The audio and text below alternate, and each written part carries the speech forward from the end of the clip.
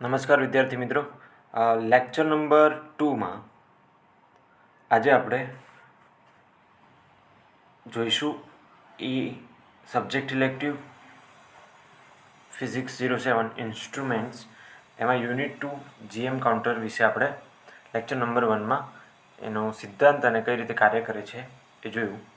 હવે GM કાઉન્ટરની characteristics આપણે ગ્રાફની મદદથી સમજીશું. એના પહેલાં આપણે જીએમ કાઉન્ટરનો સિદ્ધાંત જોઈ લઈએ કે આયોનાઇઝેશન ચેમ્બરમાં વીજભારિત થયેલા ગૌણ પરમાણુ વાયુનું આયનીકરણ થઈ શકે તે સિદ્ધાંત પર આયોનાઇઝેશન ચેમ્બર કાર્ય કરે છે. ઉદ્ભવતા આયનની જોડ સંખ્યાને આપાતકોણના સ્વભાવ અને ઉર્જા વિશે માહિતી આપે છે. ઓકે, તો એ પ્રિન્સિપલ હતો અને આ એનું સ્કીમેટિક ડાયાગ્રામ જીએમ કાઉન્ટરનો. ઓકે, પછી એનું વર્કિંગ આપણે સમજ્યા હતા.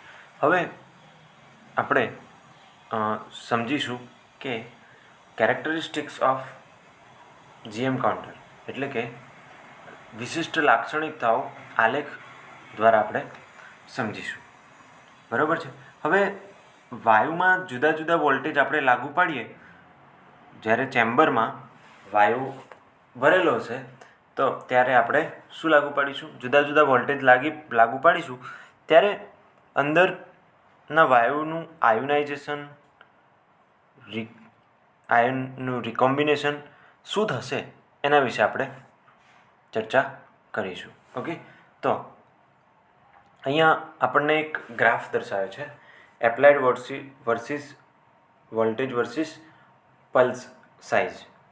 ઓકે, તો પહેલું જે છે એ આલેખમાં આપણે જોઈશું, આટલા એરિયાને આપણે આયન રિકોમ્બિનેશન રિજિયન કહીશું. ઓકે, તો આયન રિકોમ્બિનેશન રિજિયન એટલે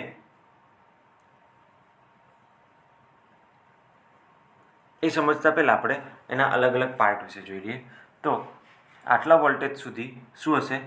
આયન રિકોમ્બિનેશન. એના પછી આને વોલ્ટેજ V1 કહી દો. V1 વોલ્ટેજથી વોલ્ટેજ વધશે તો આટલા વોલ્ટેજ આવશે ત્યારે આપણને આયોનાઇઝેશન ચેમ્બર બનશે. ઓકે, હવે આયોનાઇઝેશન ચેમ્બર રિજિયન કહીશું. V2થી આપણે થોડું વધારે જઈશું એટલે પ્રપોઝનલ રિજિયન આવશે. એના પછી લિમિટેડ પ્રપોઝનલ રિજિયન આવશે અને એના પછી ગાઈગર મોલર અને લાસ્ટમાં કન્ટિન્યુઅસ ડિસ્ચાર્જ. આજે applied voltage versus pulse size છે. જેમ જેમ વોલ્ટેજ વધશે તેમ તેમ પલ્સ સાઇઝ પણ વધશે. ઓકે, તો આપણે પહેલું જોઈએ આયન રિકોમ્બિનેશન રિજિયન. ઓકે, તો the electron and ion are recombined soon after they are produced and only small fraction of production of electron and ion reach their respective electrodes. એટલે કે ધારો કે કોઈ વિદ્યુત ભારિત કણ નળાકારમાં દાખલ થાય અને વાયુના થોડાક પ્રમાણમાં આયોનાઇઝેશન કરે છે. ધારો કે અહીંયા કોઈક વિદ્યુત ભારિત આ કોઈ નળાકાર છે, એ નળાકારમાં કોઈ કણ નળાકારમાં દાખલ થાય છે તો અને એમાં રહેલો વાયુ થોડાક પ્રમાણમાં આયોનાઇઝેશન કરે છે. પરિણામે ધન આયન અને ઋણ આયનનું નિર્માણ થાય છે, જેને આપણે આયોનાઇઝેશન કહીએ છીએ. શું થાય છે? ધન આયન અને ઋણ આયનનું નિર્માણ થાય છે.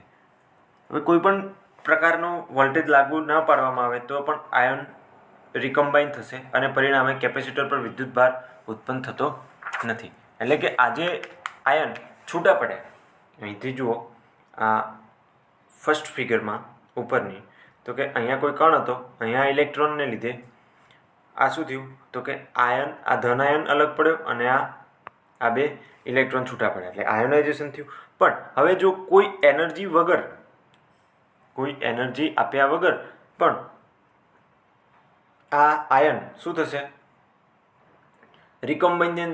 રિકોમ્બિનેશન થઈ જશે અને પછી શું બનાવશે?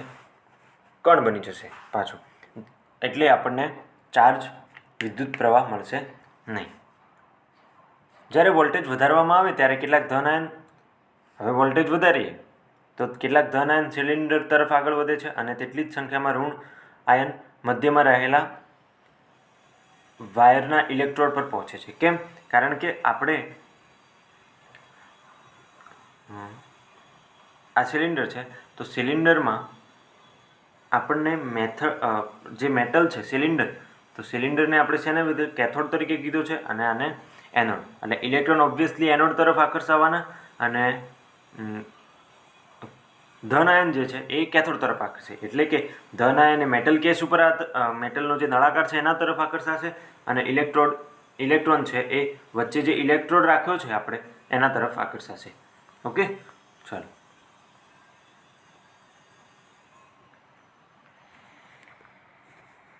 ઓકે, ચલો. તો જ્યારે બાકીના ફરી પાછા કમ્બાઈન થઈ જશે, જેટલા પહોંચ્યા ધારો કે 25 આયન, ધન આયન અને ઋણ આયન હતા, એમાંથી ધારો કે 10 અને 10 ઇલેક્ટ્રોન એનોડ તરફ પહોંચ્યા અને 10 કેથોડ તરફ ધન આયન. તો જે બાકીલા વધેલા 15 હતા એ શું થઈ જશે? રિકમ્બિનેશન એમનું થઈ જશે. બરાબર. આ વિસ્તારને આયન રિકમ્બિનેશન રિજિયન કહે છે. શું કહે છે? આયન રિકમ્બિનેશન રિજિયન કહે છે. ઓકે. આ વિસ્તારમાં ઇલેક્ટ્રોન તરફ પહોંચવા આયનની સંખ્યા વોલ્ટેજના સમપ્રમાણમાં હોય છે. આયનની સંખ્યા કેવી હોય છે? વોલ્ટેજના સમપ્રમાણમાં. પરિણામે આયોનાઇઝેશન પ્રવાહ અથવા પલ્સ હાઇટ એ લાગુ પડેલા વોલ્ટેજના સમપ્રમાણમાં હોય છે. ઓકે, હવે જો આયોનાઇઝેશન અહીંયા આપણે જોઈએ તો અહીંયા વોલ્ટેજ ઓછો લાગુ પાડીશું આપણે, તો અહીંયા સૌથી પલ્સ આપણને ઓછો મળશે. કેમ? કારણ કે વોલ્ટેજ આપવા છતાં પણ અડધા ઇલેક્ટ્રોન શું થઈ જશે? રિકમ્બાઇન થઈ જશે. માટે આપણને અહીંયા પલ્સ કેવા મળશે? ઓછા મળશે. ઓકે, તો આયન રિકમ્બિનેશનમાં આપણે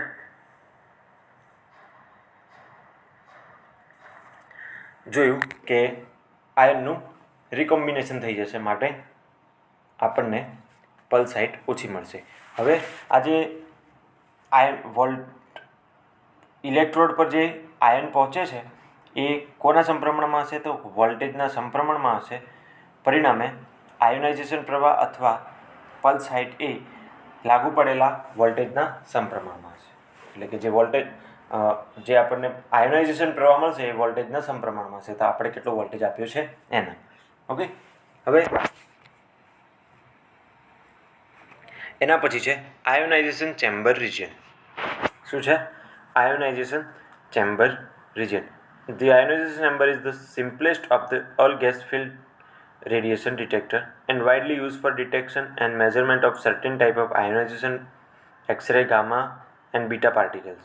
ઓકે, આયોનાઇઝેશન ચેમ્બર એ ગેસથી ભરેલો હોય છે અને એનો ઉપયોગ મોસ્ટ ઓફ આયોનાઇઝેશન રેડિયેશનનો માટે, એક્સરે, ગેમા અને બીટા પાર્ટિકલ્સના શોધ માટે થાય છે.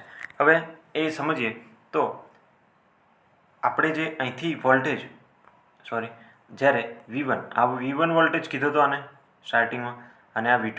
હવે V1થી આગળ વધીશું એટલે આપણને મળશે આયોનાઇઝેશન ચેમ્બર રિજિયન માટેનો વોલ્ટેજ.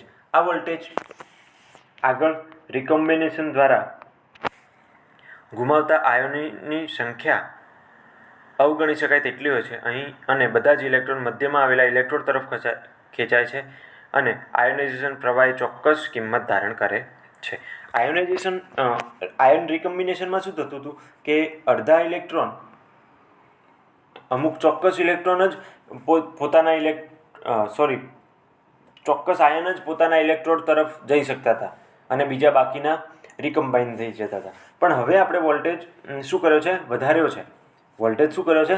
વધાર્યો છે. V1 કરતાં V2 વધારે છે. તો હવે જે એ રિકમ્બાઇન થઈ જતા હતા આયન, એ એમનું રિકમ્બિનેશન થશે નહીં. ઓકે, ચલો.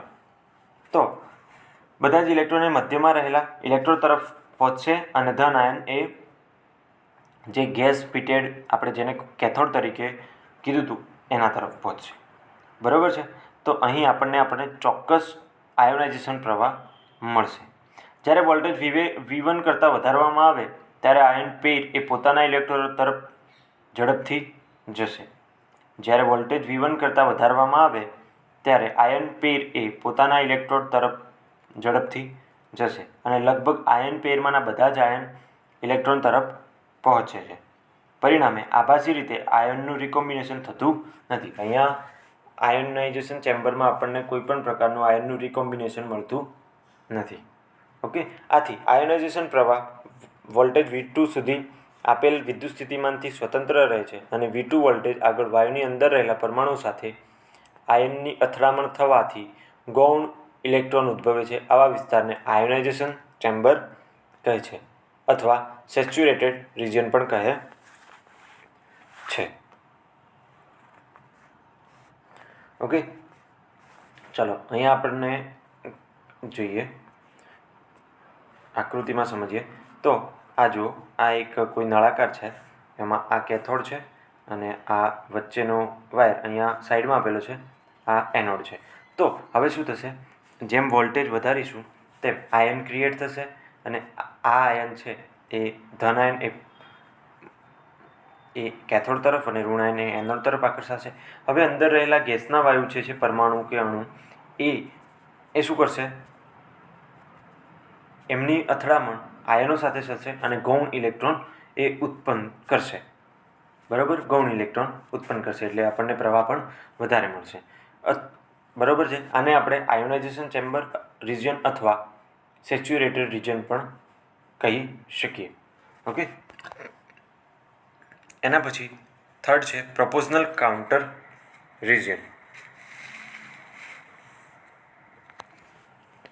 The proportional counter is a type of gaseous ionization detector device used to measure particles of ionization radiation. તો proportional counter એ અણુ કે પરમાણુનું કેટલું આયોનાઇઝેશન રેડિયેશન થયું એ માપવા માટે થાય છે. ઓકે, ચલો હવે ફરીથી આપણે આને V1 અને V2થી વોલ્ટેજ વધારીએ ત્યારે આપણને મળશે પ્રપોઝનલ કાઉન્ટર રિજિયન. બરાબર, જેને આપણે V3 વોલ્ટેજ રિજિયન દર્શાવીશું. ઓકે, જ્યારે વોલ્ટેજ V2 કરતાં વધારવામાં આવે ત્યારે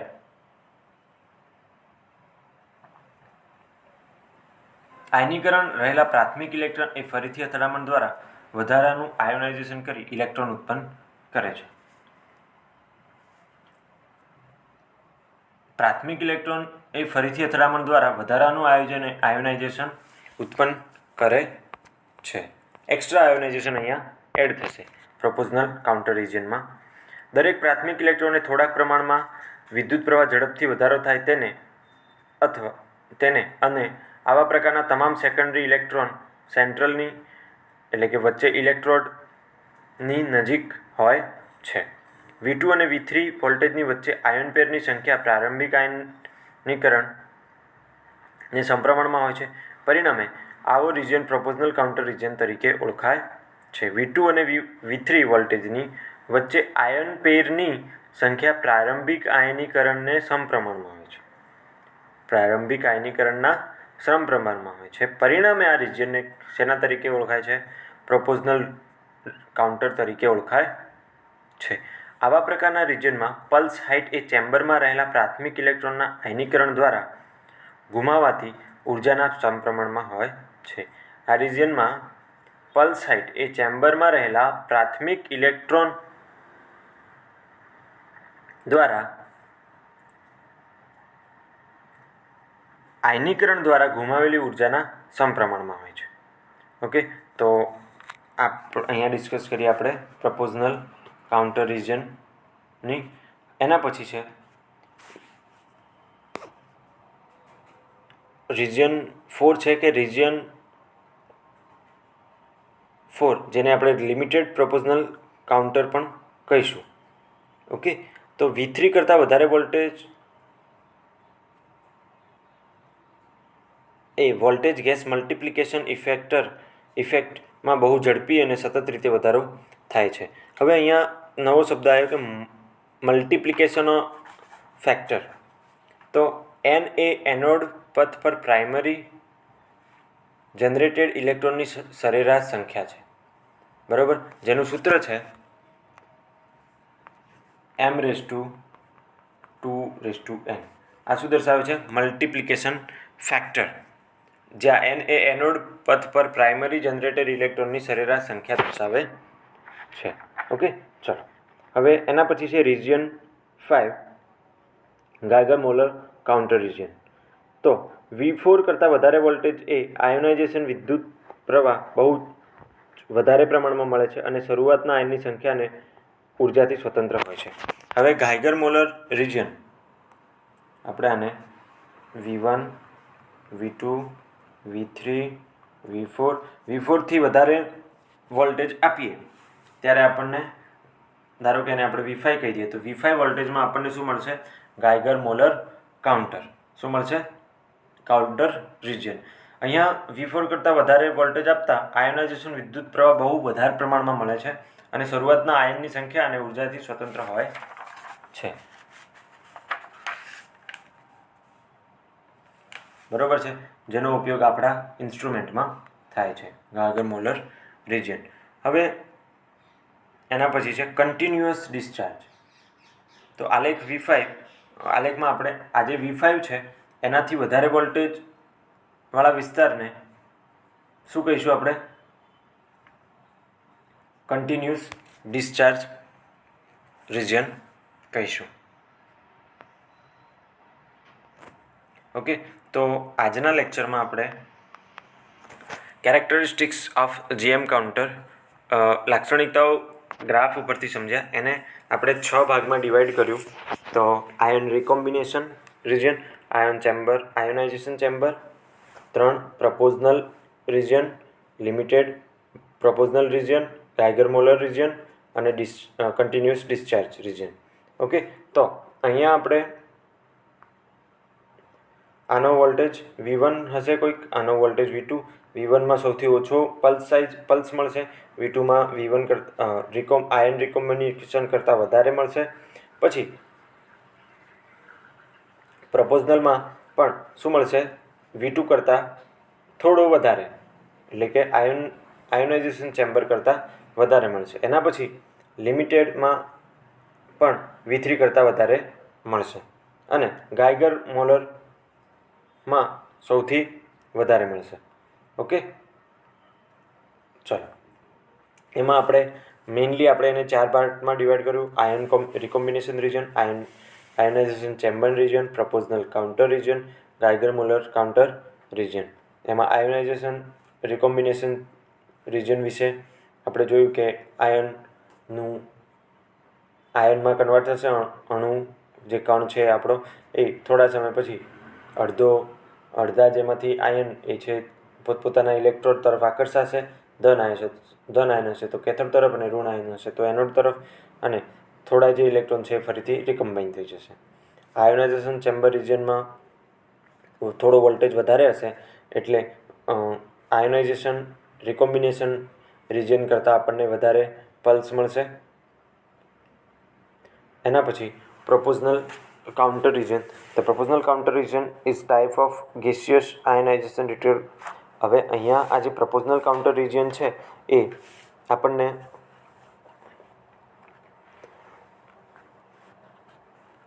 શું આપે છે? તો કે પલ્સ હાઇટ એ ચેમ્બરમાં રહેલા પ્રાથમિક ઇલેક્ટ્રોનના આયનીકરણ દ્વારા ગુમાવાતી ઉર્જાના સમપ્રમાણમાં હશે.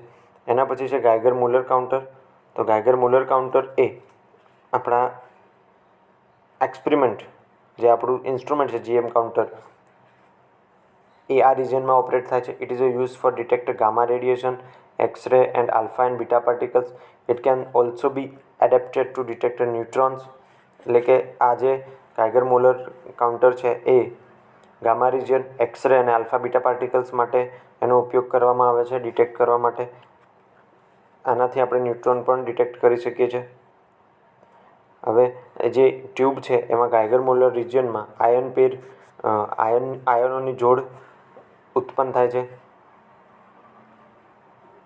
બરાબર છે, આના દ્વારા આપણને બહુ જ ઊંચા પ્રમાણમાં વોલ્ટેજ મળે છે. ઓકે, તો આપણે નેક્સ્ટ લેક્ચરમાં જોઈશું એની ડેડ ટાઈમ શું છે, recovery time, true counting rate, plateau efficiency of counting, application of GM counter, advantage of GM counters, okay, અને લિમિટેશન ઓફ જીએમ કાઉન્ટર. તો નેક્સ્ટ લેક્ચરમાં ફરીથી મળીશું. Thank you.